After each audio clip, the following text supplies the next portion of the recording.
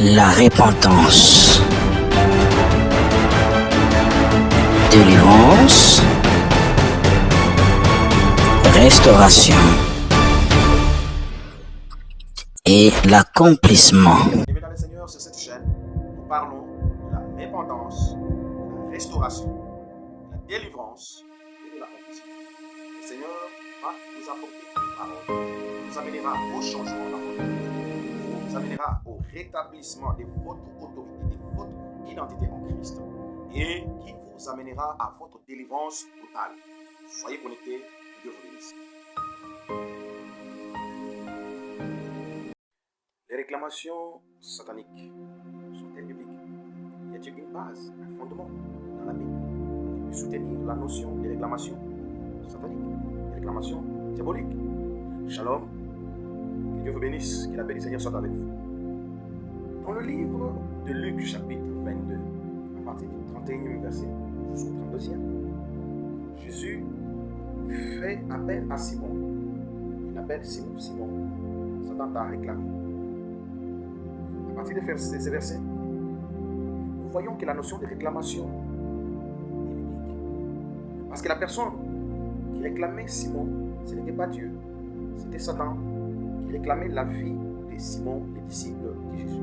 N'oubliez pas, Simon, c'est le disciple qui aimait beaucoup Jésus. Simon, c'est le disciple à qui Jésus a laissé l'église. Et plus tard, Jésus lui dira que les séjours, les portes des séjours des morts ne prévaudront pas contre vous. Cela veut dire que les portes des séjours des morts auront quelque chose contre nous. Voilà pourquoi les réclamations sataniques sont bibliques et sont réelles. Dans le livre de Juges, chapitre 6, vous connaissez l'histoire de Gédéon. Après avoir renversé l'autel des Baal qui était dans la maison de son père, les gens, les habitants de là où il vivait, se sont soulevés. Ils sont allés voir le père de Gédéon pour demander que la vie de Gédéon soit mise en danger à cause de l'acte qu'il venait de poser. Toutes les personnes ont demandé cela au père de Gédéon. Voilà encore un exemple d'une réclamation satanique. Dans le livre de Zacharie, chapitre 3, à partir du premier verset, et vous pouvez lire les versets qui vont suivre, nous avons l'image du souverain sacrificateur Josué qui s'est présent dans la présence de Dieu. Et la Bible dit, à côté de lui, il y avait Satan qui l'accusait. Satan qui l'accusait. Auprès de Dieu, bien sûr. Vous allez comprendre que la notion de réclamation satanique est biblique. Le troisième exemple est celui de Job. Dans Job chapitre 1er, à partir du 6e verset, la Bible nous raconte que Satan est entré dans la présence de Dieu. Et lorsque Dieu lui a posé la question, Satan, as-tu remarqué mon serviteur Job? C'est un homme intègre. Satan va répondre à Dieu qu'il est intègre parce que tu l'as gardé. Et à l'issue de cette discussion, Satan demande l'autorisation à Dieu de pouvoir toucher sa vie. Et Dieu lui avait donné l'autorisation. Et la suite, vous connaissez. Mais ce qui est important ici, ce qui peut attirer notre attention ici, c'est lorsque Satan va demander la permission à Dieu. Il réclame à Dieu, il demande à Dieu de pouvoir toucher la vie d'un serviteur de Dieu. Ce n'était pas la vie d'un païen, ce n'était pas la vie de quelqu'un qui ne connaissait pas Dieu. Job connaissait Dieu, mais Satan réclamait sa vie. Ça, c'est la première dimension des réclamations. Ce sont les accusations de Satan auprès de Dieu afin de toucher à notre vie, afin de nuire à notre santé, afin de nuire à notre prospérité, à notre avancement. Satan nous accuse auprès de Dieu. Dans Apocalypse, chapitre 12, 10e verset, la Bible nous dit clairement que Satan est l'accusateur des enfants de Dieu. Nous l'avons vu précédemment dans le verset précédent. Satan accuse les enfants de Dieu. Et l'objectif derrière ces accusations, c'est qu'ils puissent avoir accès, n'est-ce pas, à la vie des enfants de Dieu afin de faire du mal à ce dernier. Il est l'accusateur des enfants de Dieu, des serviteurs de Dieu. Il réclame la vie des enfants de Dieu, des serviteurs de Dieu. La deuxième dimension des réclamations, c'est par rapport à l'organisation du monde des ténèbres. Aujourd'hui, le monde des ténèbres travaille en synergie. Dans l'histoire de Gédéon, Gédéon vivait avec sa famille, avec les autres personnes qui étaient avec lui dans la ville où il habitait. Ils adoraient tous Baal, ils étaient ensemble.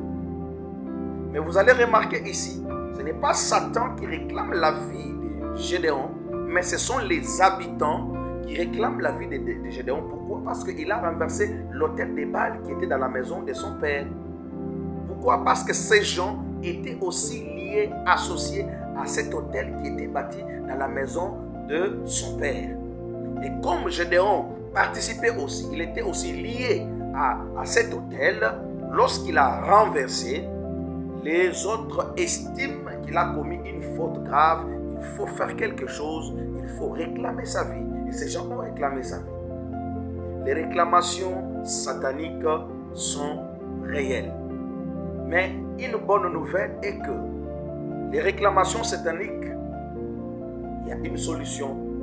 Dieu nous a donné les possibilités pour savoir comment les traiter. Bien-aimés dans le Seigneur, le diable cherche des opportunités pour toucher à nos vies. Il cherche des occasions pour toucher à nos vies. C'est ainsi que la Bible dit, ne donnez pas accès au diable. C'est dans le livre de Éphésiens. Ne donnez pas accès au diable.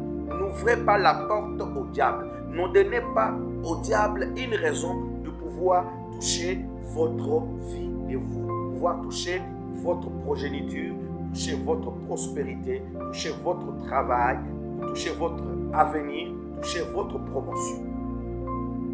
Vous allez comprendre qu'une solution par rapport aux réclamations est déjà trouvée par notre Seigneur.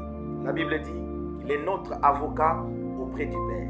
Et dans l'histoire de Zacharie que nous avons lue, l'ange de l'Éternel, dans la présence de Dieu, a réprimé Satan. Il a réprimé Satan à cause des accusations qu'il faisait au souverain sacrificateur Zacharie. Bien-aimés dans le Seigneur, les réclamations sataniques sont réelles.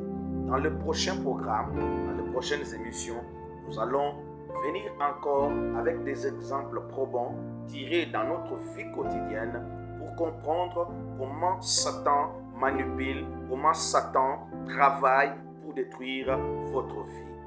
La Bible déclare que le Fils de l'homme apparu pour détruire les œuvres du diable.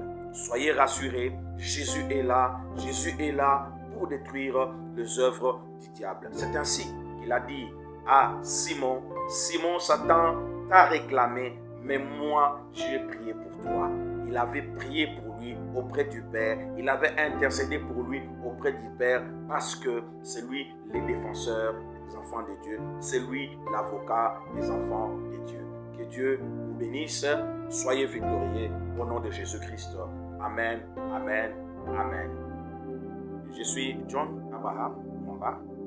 Je vous invite à vous abonner à notre chaîne pour suivre tous nos programmes. N'oubliez pas d'activer la cloche de notification pour ne rater